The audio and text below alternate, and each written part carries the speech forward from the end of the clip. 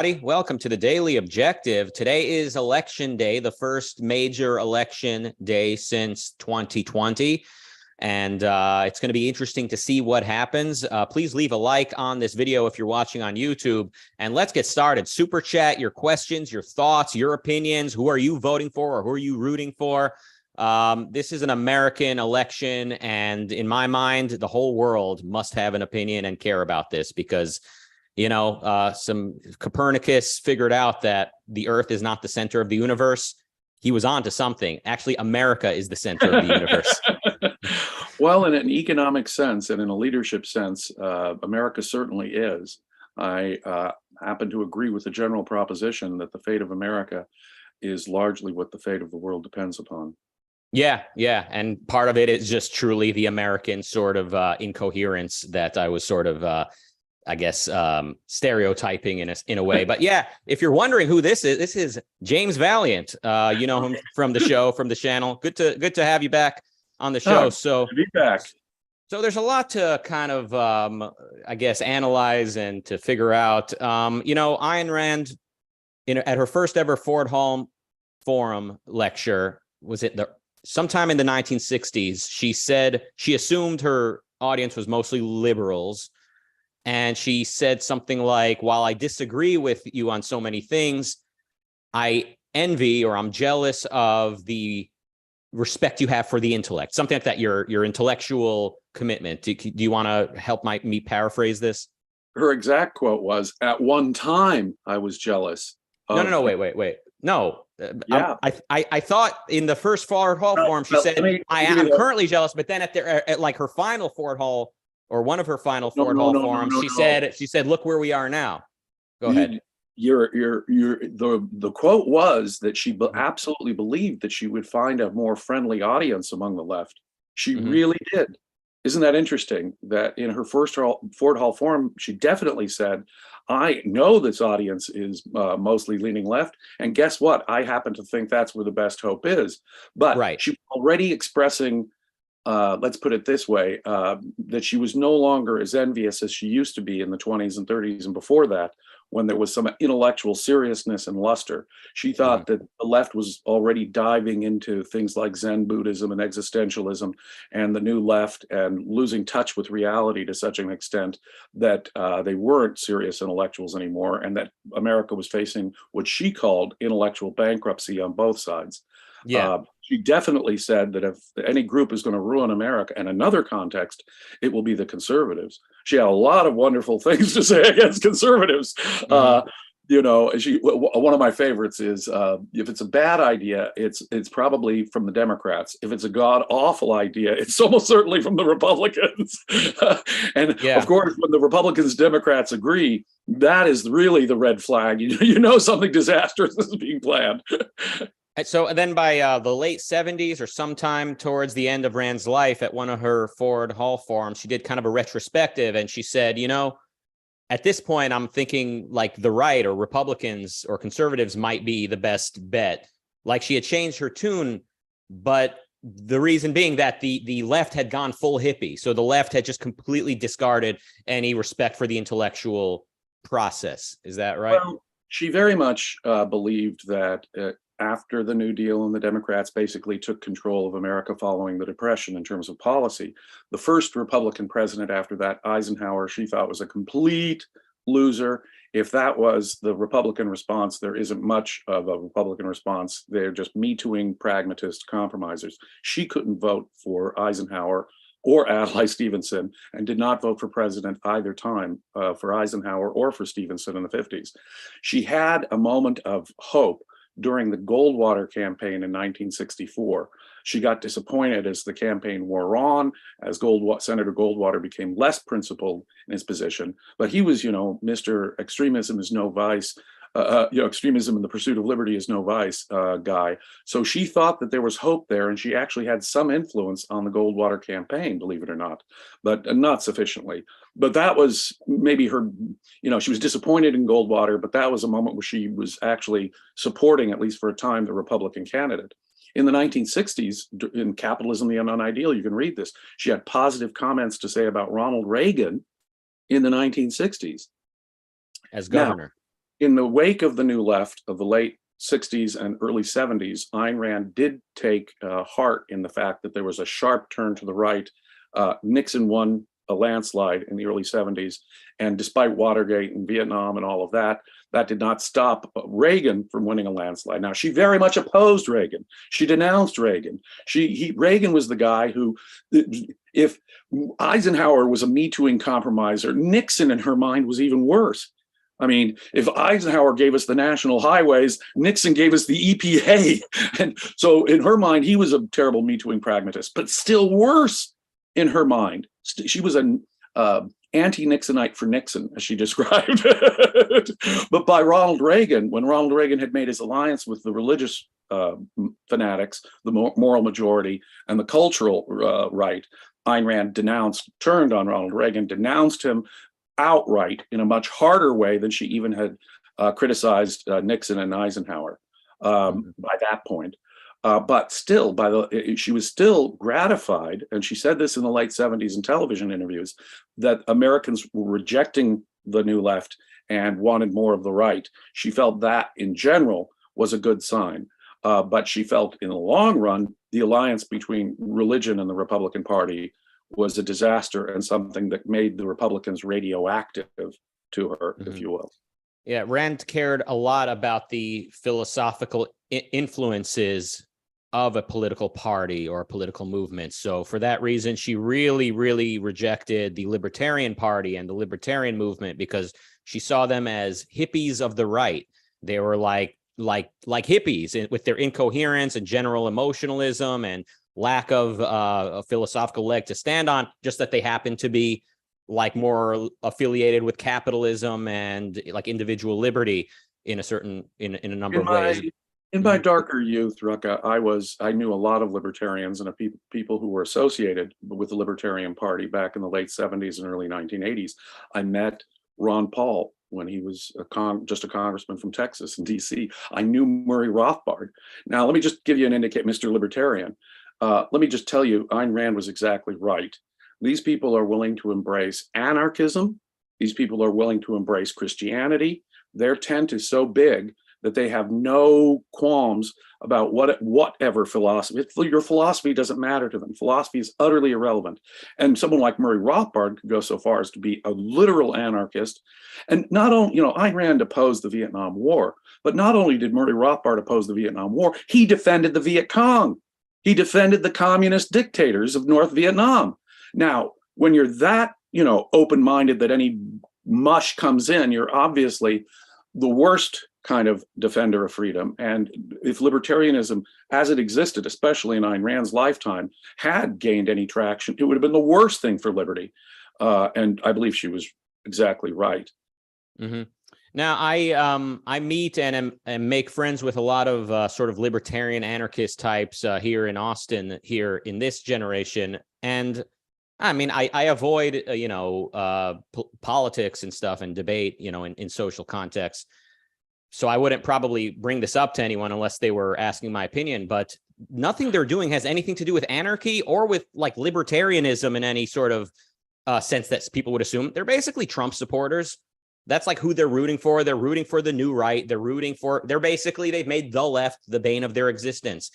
And the way I sort of interpret this whole thing is like libertarians sort of took over the right. And people would say they would think that's paradoxical because the right has moved away from capitalism. They've moved away from so many values that you would associate with libertarianism. But that's just it. Like, because libertarianism was never really focused and never really very philosophical, that's why the former libertarians or the people who were like part of that whole scene, they ended up becoming kind of the new right. And it's a very strange situation we're in now. It's a major part of it. Exactly. Many libertarians joined the religious right. I mean, I'm thinking of Lou Rockwell and those friends of Murray Rothbard at the end. They were happy to embrace Pat Buchanan, for example, back in the 1990s. And it was just remarkable the extent to which they were willing to endorse things on the extreme left and on the extreme right that were, and the worst thing of it is I'm much more comfortable, at least temporarily, joining forces with either the Democrat or the Republican Party than the Libertarian Party, because they stand for they're so mushy in what they stand for. They really don't have a clear ideology. Either party really doesn't have a very consistent, clear, principled ideology. They're pragmatists at heart, seeking power. The libertarians make it worse because they say and this is one of their slogans, we're the, quote, party of principle. Well, wait a minute. If I'm going to vote for, quote, the party of principle, then I'm going to be particular about the principles and the philosophy. And since you're directing me there, and since you are a third party and I'm casting my vote really just to send a message, then I want to make sure that message is correct. No, I'm much more comfortable voting for a Democrat or a Republican because they tend to stand for less principle. It's an odd paradox, I know. If only we had someone in either party who stood for principles that were for individual rights and for real freedom, I would be happy to support them. That's how I look at the parties basically today. Now, Wyatt in the chat, normally someone who's not super chatting and not a member to me is beneath contempt. I'm kidding. But asked an interesting question because I said libertarians took over the right, so to speak. And he says, do you mean the right took over libertarians or libertarianism? But here's why I say libertarians took over. When you look at the changes that have taken place on the right, the neglect of any principles, the neglect of the Constitution, the neglect of capitalism. I know it seems paradoxical that libertarians would be leading the charge to throw capitalism under the bus, but I mean, just look at the neglect of principles, the incoherence, the emotionalism, the riling up of the people. Remember when Ron Paul was running for president both times and had he was on the Republican primary debate stage. His audience, they were like the original Trump audience, like that was like the old school Trump supporter types. They're just like interrupting, disrupting, shouting. These people do not respect due process. They don't respect intellectual discourse. The way they see it, they're drowning us out, so let's drown them out and let's disrupt them. They're all corrupt. They're all conspiring, and it's not a winning strategy. So that's what we're dealing with today. So today we've got a Republican Party that, the way I see it, was sort of taken over by, quote, hippies of the right. We've got the Democrats who have so many skeletons in their closet that I don't think the Democrats have ever even acknowledged their support of slavery or like Jim Crow. They still pretend it was all the other guy's idea. Right. I mean, God knows that the Democrats are horrible, but as Rand pointed out, if there's a bad idea, let's say increase regulation, increased, subsidies or entitlements, stuff like that, it's probably a Democrat idea, but a god awful idea, the EPA, breaking up big business, antitrust, and all of that type of thing. Subsidies at a level that's supposed to engineer the whole economy, and protectionism that keeps out imports. All of these things that are just really going to impact. I would observe here that Trump was outspending Obama before COVID. I want to repeat that and say it slowly so that all my Republican friends get this point. Trump is no friend of capitalism. He was outspending Obama before COVID. He was jawboning the Fed to keep zero interest rates or negative interest rates. This man was not an advocate of the free market, neither the free market in money, nor the free market in healthcare, nor international free trade. As you point out, he was advocating tariffs against our allies. Not even nominally in favor of any kind of free trade. No, the Republicans have utterly thrown in the towel on the free market. But then again, the Democrats seem to have utterly thrown in the towel on civil liberties like free speech. But it's bizarre, too, to note that when it comes to social media, it's the Republicans who've taken the lead in claiming this corporate censorship, which used to be a concept on the left. The Republicans have now adopted this horrible fascist notion of censorship, that somehow private organizations like Twitter or Facebook can engage in censorship, which of course they cannot. They're private platforms. So Republicans have now taken the mantle of corporate censorship from the Democrats and are advocating antitrust prosecutions of the social media companies. So both parties have lost any sense of principle. in my Yeah, vilification of corporations and basically seeing corporations as the biggest threat to liberty is used to be a feature of leftists, and and a lot of today's Republicans, they were leftists 10 years ago. They they brought a lot of their ideas with them. So they do. in one of the early debates featuring Ron Paul, and and he's usually good when he's like many people on the right, he's good at attacking people he disagrees with in many cases. I remember Ron Paul saying, today's Republicans, they're just former Democrats, basically. Like, that's why I'm standing against them. And so, yeah, he's doing it quite in a misguided way, but that was a good moment, right? That was a slam dunk moment. He hit the nail on the head. The original contributing editors to the National Review when William Buckley started it in the 1950s, apart from Henry Hazlitt, they were all former communists and socialists. In the 1970s and 80s, all these neocons joined the Republican Party. They were all former Trotskyists. I mean, that's what happens. People like Horowitz gets radicals from the 60s. They get burned, or Tammy Bruce. Another recent example, these are people who were leftists who were burned by their experience on the left and are now moving to the right. And very frequently, they don't bring with them a principled understanding of individual rights in the Madison Jefferson sense of individual rights. Yeah, David Horowitz is a big Trump guy, and I don't know much about Tammy Bruce, but I'm guessing from what I picked up, and I'm guessing she's into Trump. And there's very few never Trumpers left. One is a lady named S.E. Cupp. Maybe you're familiar with her. I used to. Yeah. She's at CNN now, of course, right? People are saying, "Oh, CNN, right? The left," but yeah, she's still sticking to what she believes in, and I admire that. I remember S.E. Cupp used to hold a copy of Atlas Shrugged. That was like her, promotional headshot. But of course, she was not a full objectivist, as so few public figures are.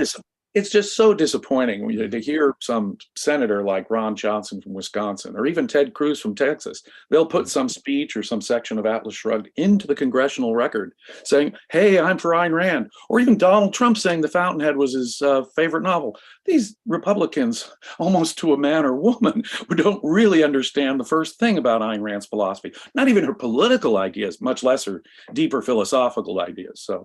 So I guess some of the reasons people would say you need to vote Republican today would be to punish the Democrats for the woke stuff. And I guess by which they mean wokeness in schools, and that comes from the federal level, basically. So it's not something you could challenge at a local level, is it? Or is it? Oh, to a large extent, schools are still controlled at the local level, and you can affect great changes. And there's great variation from school district to school district in the United States on what how they educate, who they hire, the standards. Those vary a great deal. Unfortunately, though, teachers' colleges, from where most of our teachers come from, are pumping out ideological robots by the thousands every year. So most of the teachers out there are already heavily leaning in the woke, intersectional direction that they've been brainwashed at their teachers' colleges in. So there's this battle going on between a lot of parents in local districts, and but of course that's inherent in public education. Yeah. Somebody's going to be offended if you have prayer or if you don't have prayer. You teach intelligent design, or if you teach, I don't care what you teach about race. I don't care what you teach about sex. It's so long as the government is in control of these schools, you're going to have an inherent problem that way. It's just built in. Someone like Charlie Kirk, who's sort of like a poster boy for the evolution or devolvement of Republicans in recent years. He started as like a very free market Christian, but free market guy, and over the years became Trump's biggest cheerleader. And in current day, his answer to the left is, let's bring the Bible into public schools. So that's his answer. Not privatize, not abolish the Department of Education at the federal level. No. Like, fight the culture war. They want to teach wokeness. Let's bring the Bible in and prayer. And then that's supposed to be a good guy. We've got we don't have rational discourse on politics in America anymore. That's why it's becoming more and more polarized, more and more. You have the Democrats screaming that the democracy is at risk. We had Clyburn, perhaps the senior most respected Democrat in Congress, saying this is the end of the world if the Republicans get in. And he was asked on a Sunday morning show, "Did you really mean that?" No. First he denied saying it, but then he sort of took it back. But he didn't take back his part about, hey, this is Weimar Germany 1933, and we're on the eve of electing Hitler kind of comments, which he did make. So there's a lot of overheated rhetoric about democracy facing its end. Now, there are good reasons to be concerned. There's violence on the right. There's violence on the left. You know, you get Congressman Steve Scalise getting shot at a congressional baseball game by a Bernie Sanders supporter. You have Senator Rand Paul getting beat up. And now, horrifically, you've got Nancy Pelosi's husband getting attacked with a hammer in his own home. My God, violence on both sides is completely out of control. The polarization, the emotionalism, the anti-intellectualism. Because as Ayn Rand pointed out so brilliantly decades ago, in the absence of a serious intellectual debate, what it reduces to is an emotional debate. And things like tribalism are what's going to govern people's approach. So it's my side. I don't care about the corruption on my side. I don't care about the violence on my side. And the other side says, well, ignore the violence on my side, ignore the corruption on my side. If I was concerned about members of Trump's family profiting from Trump being president, of course, those same people on the left are now completely blind to the idea that the Biden family may have been on the take for millions of dollars from foreign interests. And it's just funny how, depending on the side you're on, you'll completely switch your view of integrity in politics or violence in the streets, etc. Mm-hmm. Yeah, when people are entirely motivated by something negative, like that is they're fighting the left or the left is fighting the right, then they're willing to turn a blind eye to a lot of horrible things in their own Right. camp. It's not ideas. It's you're against Lucifer. You're against Adolf Hitler. And that's it. So long as it's characterized as if you're for X, you are the devil himself. It's religious thinking. And it shouldn't be surprising to us. Pragmatists don't have principles, but people still do they still have a conceptual faculty. And so if you don't have objective principles, if it really is all pragmatism, going by the seat of your pants, issue by issue, then what's really your principles? Those emotionalist, dogmatic principles. And so you've got the religion, the traditional religion on the right, but now you've got the religious ideas like environmentalism, which is truly dogmatic religion on the left. And so what basically it comes down to is dogmatism and pragmatism governing each side, so that there's no discussion, really a philosophical or principled or even an idea-based discussion of the issues. Now, I'm in favor of the Republicans taking at least one House of Congress. Why? Because we have, for the next 2 years, at least, a Democrat president. And I like divided government. Divided government, especially when it's the Democrat in the White House and the Republicans in Congress, tends to have some of the best fiscal outcomes for America. I think of the 1990s after the Republicans took Congress while Clinton was president. We actually had some fiscal restraint. We actually got some welfare reform. Bill Clinton said the era of big government is over. Can you imagine? Well, 25 years ago, Bill Clinton saying things like that. But it's true. And so I'm hoping for the same kind of stalemate that would probably occur, because I don't see Biden adjusting to the middle like Clinton did, or even like Obama did when they took spankings in their midterms. I see Biden as still sticking with pretty much being enthralled to the far left of his party. So I envision, if the Republicans do take the House, say, which is the bet in Vegas, the bettors are saying the Republicans are going to take the House. It's a question by how much. Then I see stalemate for the next 2 years, and that's just fine with me. They can't change the composition of the Supreme Court. There'll be some less spending and debt on the part of the federal government, which is really the main culprit behind this terrible inflation that's underway. But that what's happening is people are being pounded by reality. High gas prices, high food prices, crime rising in cities.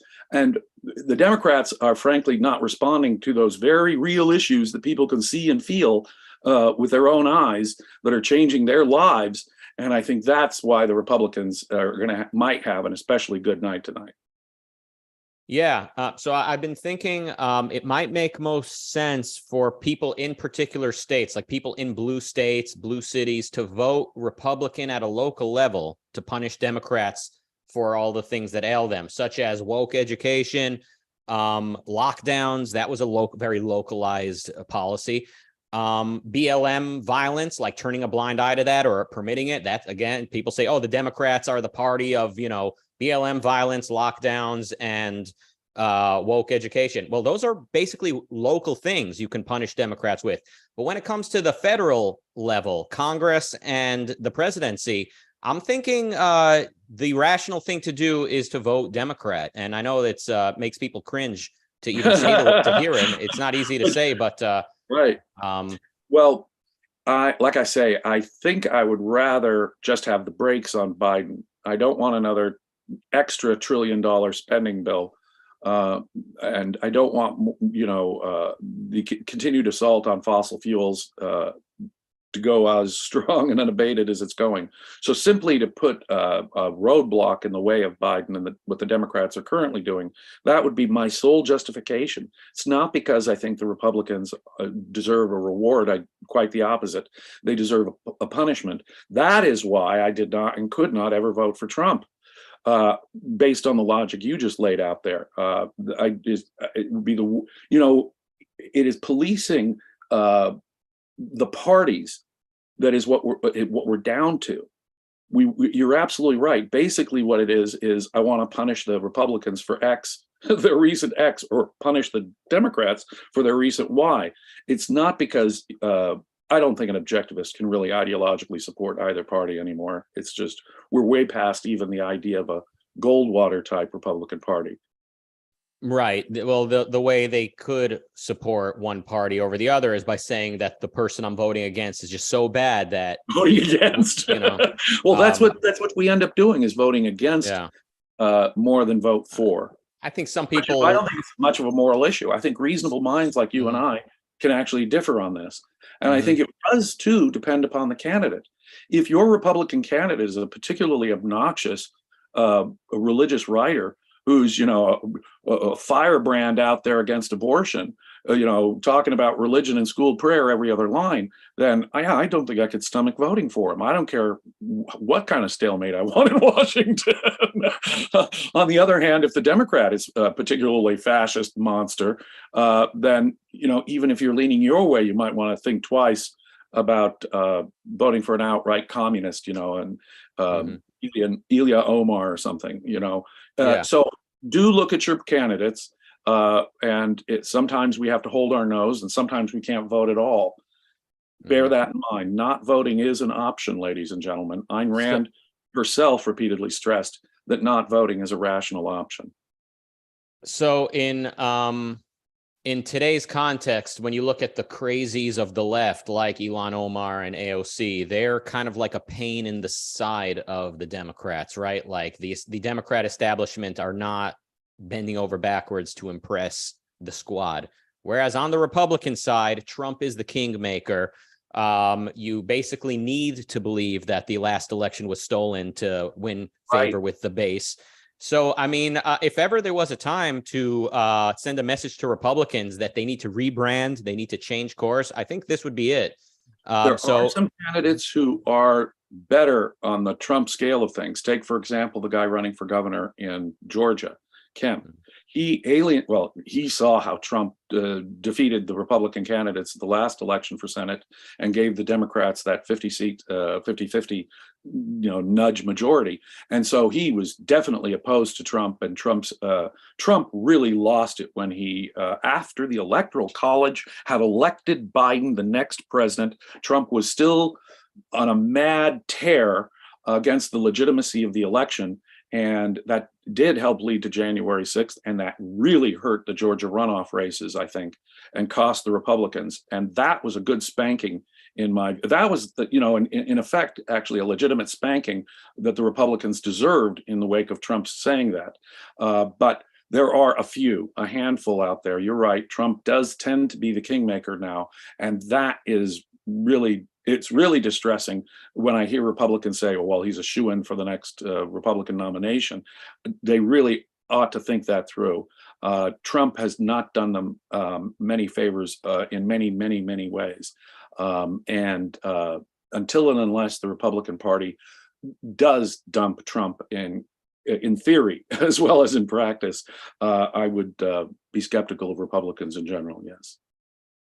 I mean, and this sort of ties back to the point about how Ayn Rand, she took very seriously the philosophical trajectory of the culture, but also like what the philosophical premises of each movement. So the libertarians, despite the fact that at a superficial glance, they kind of shared her sort of general politics, she said, oh no, she said, they're like the last party I would vote for, libertarians. Oh, yeah. And of course, you know, we can look at Republicans. And Rand pointed out that the way that evangelicals and religious anti-abortionists were brought into the Republican Party would ultimately be the death of capitalism in that party. So we can see all types of we can see the importance of philosophy. And with today, I would say it was the night of the election in 2020, seeing Donald Trump announce his own victory and say, we're going to sue to get them to stop counting votes because we know they're stealing votes. That was when I just said, like, now I get it. Like, so I became like a never Trumper at the night of his run with Biden. And to me, I just said, now I get it. I mean, you know, people who think like electoral politics is everything, or even that politics is everything. You know, Immanuel Kant supported the American Revolution, if I'm correct. I mean, so does that mean Kant is an objectivist or has any overlap? It's like, you need to take philosophy seriously. And when Republicans are the party of caprice, when they're the party of following the leader and every jackass mental ejaculation that he emits, I think there's a time to hit the brake. And I know people can point out everything wrong with the Democrats. Okay, but you need one. Well, there's a lot to get into there, but yeah, look, go ahead. What is the point of supporting the Republican Party if, you know, the strange thing is they get worse and worse and worse. Government is still bigger and bigger at the end of every Republican administration. So what is the point? If I'm going to get Democrat light on economic policy and then have the worst and have every mistake they made get blamed, capitalism get the blame for, then it's much more damaging to have the Republicans in power, because they'll be compromisers, they'll hurt the economy, and capitalism will get the blame. You know, it'll be the Herbert Hoover effect, right? Herbert Hoover was no advocate of capitalism, and yet people think of him, you know, he was advocating a good deal of the New Deal in his own administration. But people associate him with free market capitalism, and that's the disaster when you've got a compromiser right in there, but he's the Republican, he screws up, capitalism gets the blame. So if you love capitalism, if you really want a Republican Party to be at least the defender on that side, then what you have to do is police that side. We've got to spank the Republicans into realizing that they have to be a true opposition party on these economic matters, or what's the point of even voting for them? I'd say the same about the left as well. I mean, what is the point of saying that we oppose these conservative religious values? We're in favor of legal abortion. We want gay marriage to, you know, gays at least to have legal equality. What's the point of all that if you're going to toss all that in and attack the American system, the Supreme Court, the Senate, the filibuster, the Electoral College, all the institutions of America, and you're going to blow them up?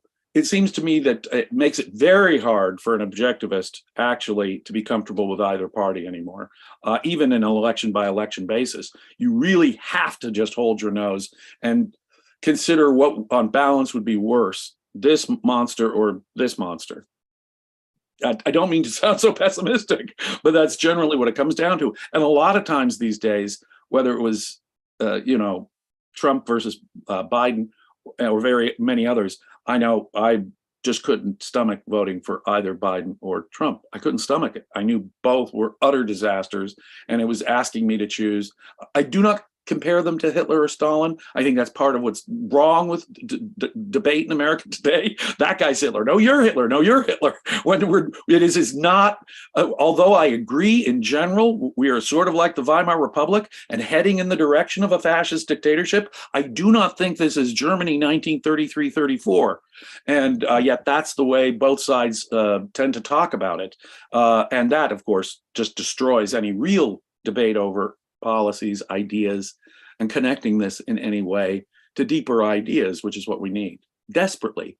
Yeah, we're nowhere close to to having Hitler or Stalin entering office, but getting from where we are to there depends on the choices we make. And seeing how quickly Republicans can change, how quickly they can go from being the party who pays lip service to capitalism to being the party that says we're the party of Trump, and every half-assed thought that passes through Trump's head or doesn't pass through his head before it comes out his mouth. Right. Just seeing how quickly people are willing to be so tribal and hive-minded, to me, is a sign that we are moving towards authoritarianism. And for all the problems with the Democrat Party, I'm really thinking in this election, especially since it's the first major election since the 2020, since January 6th, since Donald Trump wouldn't take a hike. Now is the time to send a message to Republicans, because I thought on January 6th, I thought this is horrible. I said, I don't know if this country's infrastructure, so to speak, will ever be taken seriously again after what took place. But at least now people are going to move on from Trump and this populist. Nope. Guess again, within a few months, or certainly within a couple years, it's like that never happened. Republicans are downplaying January 6th. They're downplaying the fact that Trump wouldn't leave. A bunch of Republicans are running who believe that the election was stolen.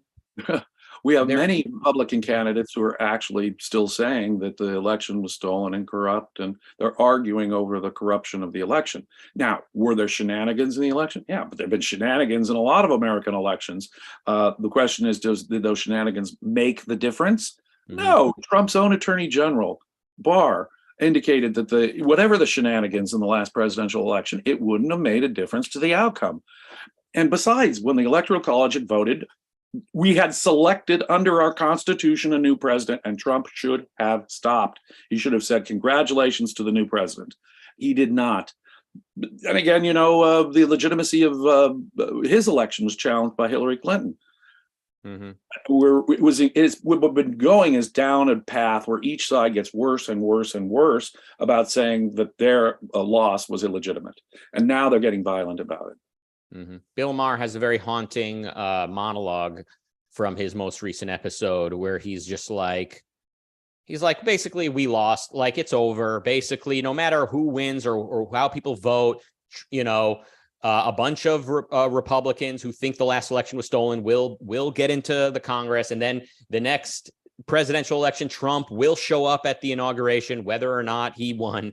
And this time he'll have an army of congressmen who believe that he did actually win. And and then he'll just never leave office.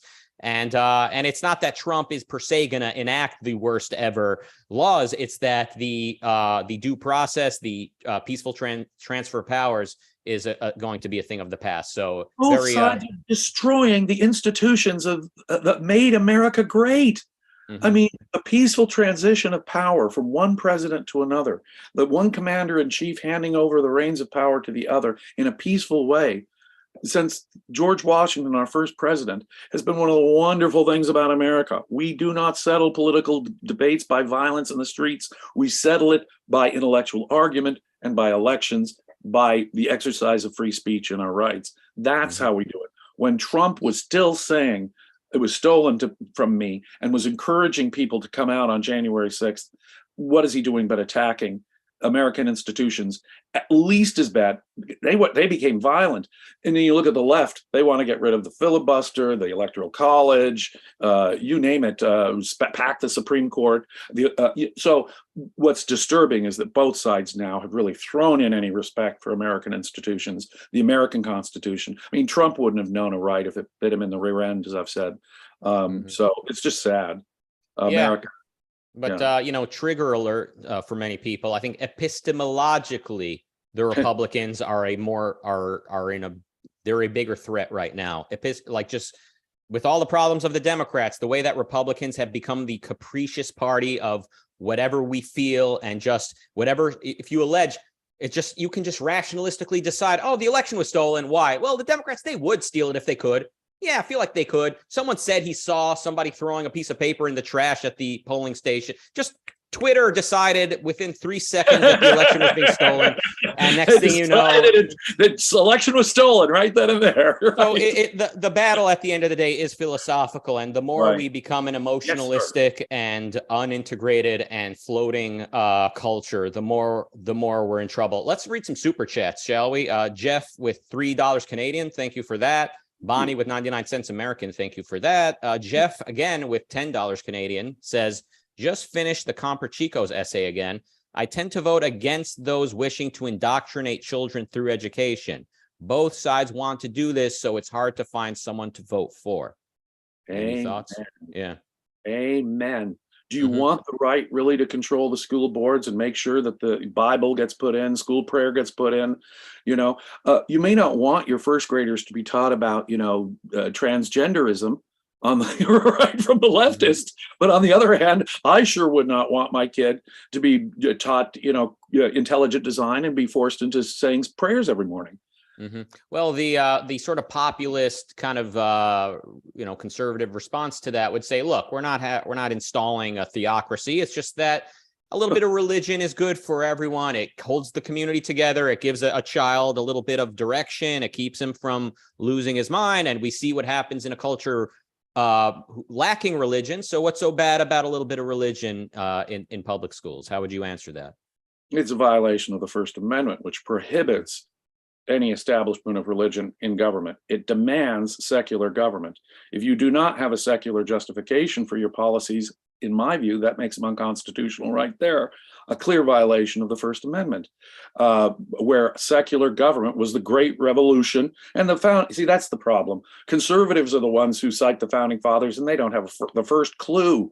The secular, intellectual, ideological, philosophical revolution that was the American founders pulled off, they have no appreciation for. None whatever.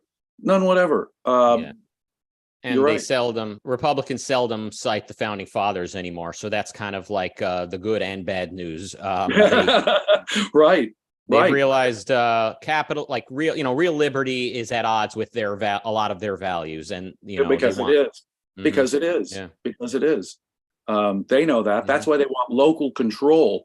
See, the Roe versus Wade decision, I think that really, if the Republicans shot themselves in the foot this year, it was something that came from the Supreme Court that was probably going to happen anyway. But Trump put those justices there who overturned the right to an abortion. And if the Democrats really have something there, campaign issue, that's the campaign issue the handed to them. No doubt about it. So, privatizing education or abolishing public education would be probably the one wish I would make if I had a political genie who said you get one thing to change. I would say education, because then you have an industry. You have people like Jeff Bezos, as much as, right-wingers hate him and they hated people like Elon until he became their sweetheart. But, as much as they hate billionaires and entrepreneurs and successful businessmen, these people do raise our standard of living because they care about the product they're selling us. They want it to succeed. They want us coming back for more. So just imagine brilliant businessmen asking, how can we educate the most thoughtful, successful students? We want to raise the next generation of billionaires we want to see the next generation of Jeff Bezos passing through our school. What if that was that kind of effort being put towards education? We would not see students being indoctrinated, being brainwashed, or socialized, a la progressive education. We would be seeing quite a change. And it would not surprise me at all if Ayn Rand found her way into the curriculum in a major way as well. Certainly, the students would be susceptible to her influence. Well, think about it. Could most public educators compete with Elisa Van Dam? not on the free market, not on the free market. And so, yeah, if you did have it as private industry, standards would change, content would change, parents would be in perfect control of their child's education, which is what should be. And if I had one policy change that I could wave a magic wand, it would be to eliminate government involvement in education. Yeah. Yes, sir. We can't even compete with Lisa Van Dam on this channel. Her show is so popular. I'm kidding, though. I think she took a break from the show because, gotta make it fair for the rest of us. Exactly. I agree. Bonnie with $2 says, does gridlock work as policy when left and right are same? Well, you raise a good issue there, Bonnie. That doesn't mean that just because Biden will still stay enthralled to the hard left, and just because, say, the Republicans have a big sweep tonight and take over Congress, doesn't mean that they won't agree on certain points. And when they agree on certain points, boy, grab your wallet and run, because that's when real trouble will happen, when both parties agree. Generally speaking, look, Medicare and Social Security were great moments of bipartisan agreement in Congress. And they were some of the most disastrous long-term moments in the history of federal policymaking, weren't they? Yeah, agreement is dangerous, but at least we're less likely to have much agreement if they're divided in parties. That's literally the sum and substance of my logic right now. I want there to be less done. I want it to be harder for them to pass anything on either side, so that they're just stymied and frozen in place to the extent we can. Now, it's true, it's not a guarantee, even if it is divided government, Bonnie. You make a good point. Sometimes the worst things happen when Republicans and Democrats agree. Social Security, Medicare, the EPA. Now, a lot of libertarians and people with anarchist tendencies, when they're not busy selling their soul to Donald Trump, they might agree with you and me and say, yeah, we want gridlock. We want the government not to be able to do anything for as long as possible. But the difference between them and us, I think, is that for them, this is like the final goal. Just, F the government and roadblocks as long as possible. We have a vision. We have a vision of what's possible. No. What we need to do is positive philosophical education. It is obviously through educational and propagandistic efforts like what we're doing here at Ayn Rand Center UK. So please do support us. This is the way to change the political context, the environment, and it's that atmosphere that determines the outcome, not any particular issue of the day, because every issue of the day will be looked at through the dominant ideas of the day. So if we're going to win battles on the political front, we first have to win the idea battle. And that's what we do. Right. We're envisioning a government that protects individual rights, where there's no lobby system because there's nothing to lobby for. There's no subsidies. There's no taxing one industry over another. There's no protecting jobs. There's no bringing back jobs. There's no entitlements. So there's no lobby system. So we're envisioning a government where they really just do the very bare minimum, but an important bare minimum, which is protecting the rights of individuals, your ability, your right to speak and control your own property, enforcing contracts, and military response to threats, things like that, or just those things in particular. So that's what we're looking towards. We're not just saying gridlock for the rest of time and just keep this beast contained as long as we can. No. Government, when it does do something important, it does something vital, essential, and something we cannot do without. There cannot be, in my view, freedom without a monopoly on the legitimate use of force, namely government. And we have that vision for government, but it's also a vision that would eliminate the separation, as you point out, the separation of state and economics, like we have the separation of church and state, would have the effect of eliminating all these favors that government can hand out. So that cronyism that businesses, stand in line for government welfare, or that cronyism that any other interest group, labor groups, environmental groups stand in line for their government dole, would be gone. All that incentive, and frankly, most of the incentive for government corruption as well, would be gone. You're absolutely right. Gail with $10 says, do conservatives consciously believe capitalism is dead? Answer to a question on citizenship test about U.S. economy is, quote, capitalism. or do they not understand what capitalism is? So I'm guessing that when you become a citizen of America, like one of the questions would be like, what is the economic system of America? And the answer is capitalism, something like that, as opposed to communism or whatever, or Right. feudalism. Yeah, So, we live in a world, though, where concepts have largely lost their meaning, especially high political abstractions like capitalism or socialism. You know, you got Biden out there saying, "I'm not a socialist." Boy, isn't it a joke? They're calling me a socialist, and right. And you've got Republicans out there saying, "Yeah, well, Donald Trump's capitalism, absolutely. Donald Trump's, protectionism and his, high spending and his job owning the Fed. That's capitalism." So, yeah, these words are squishy. They've lost meaning. We live in a very, very mixed economy that's moving in the direction of government controls. And that has to be identified. It is neither capitalism nor really socialism in America quite yet. And that has to be identified. It's not a question of dueling labels that people have emotional associations with, which is basically what it's come down to. And that treatment of capitalism makes Republicans actually the worst enemies of capitalism. They don't know what capitalism is. You said it exactly correct. They don't know how to define it. They don't understand it. They don't understand its connection to individual rights. So no, they don't have the first clue on how to properly defend capitalism. And they don't want to hear what it is until they've embraced selfishness as a virtue. As long as altruism is the moral code that everybody implicitly or explicitly endorses, capitalism is the symbol of selfishness. Symbols? Yes, the symbol and the system of selfishness, and rightfully seen that way, and it rejected for that reason, unfortunately. Until and unless capitalism can be defended on the profit motive, because of the profit motive, you're damn right, the profit motive, we will continue in this direction. That's all right.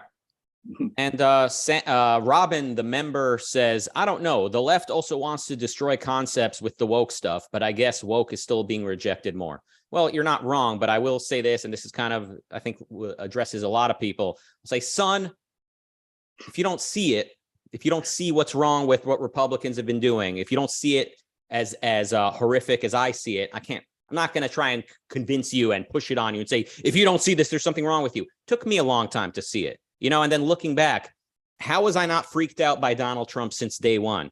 From day one, he was just talking nonsense, vilifying the other.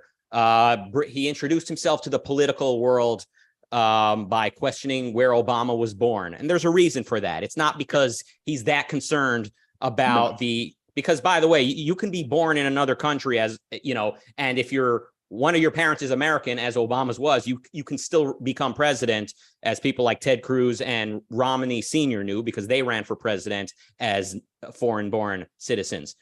So there's a reason Trump used that issue, but also just generally. I'm proud to say that I opposed Donald Trump from the minute he announced his candidacy in the Republican primaries back in 2015.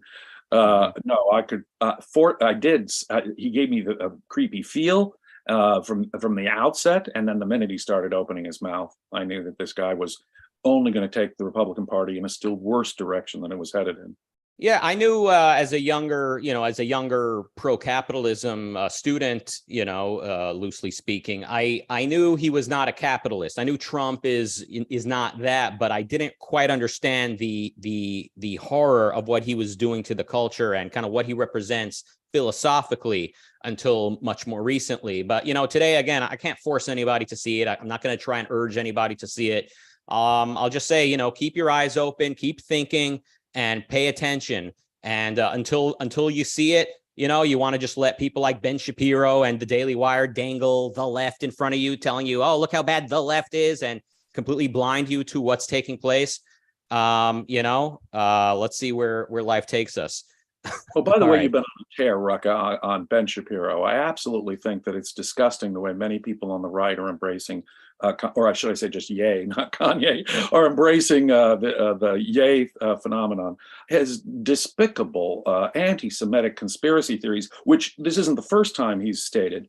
And to have people on the right still sanction him and work with him, I just want to congratulate you for your criticism of those forces on the right, Rucka. I greatly admire your courage. You're saying Ben Shapiro is someone people shouldn't work with, or well, to the or you're I'm going to be very serious here. To the Ben Shapiro does have. I used to follow Ben Shapiro very. He's one of the. There are people on the left and right that I follow, and he was one of those on the right that I did follow. But you're absolutely right. Kanye and Candace Owens have presented him with something of a dilemma.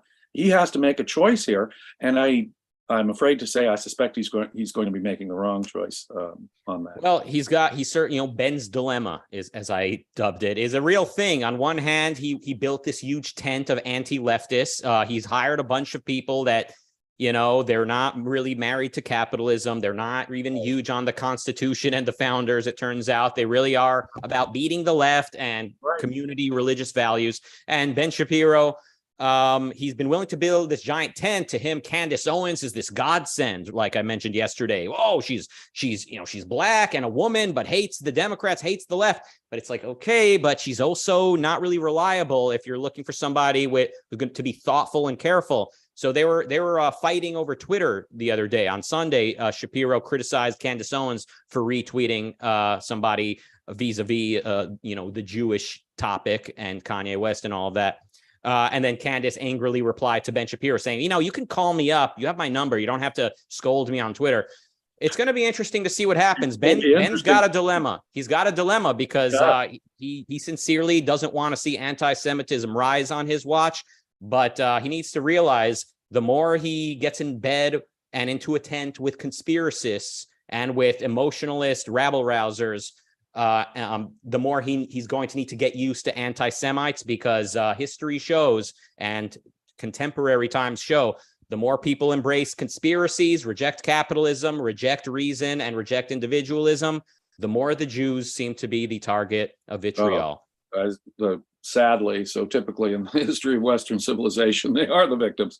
But you're absolutely right. Both sides appear now to be perfectly happy to justify racism, tribalism, violence on their own side. You mentioned the separation of church and state was an enormous achievement historically. Rand pointed that out as well. You used to have Protestants and Catholics just tearing at each other in the streets. And of course, that doesn't happen in America. The Jews, for the first time in memory, had a place to move to, America. The first time whoever heard of a place the Jews can go to and not be persecuted? That, of course, was the United States. And, don't take that for granted, Ben. You want to, align yourself with crazies and reject America's founding principles.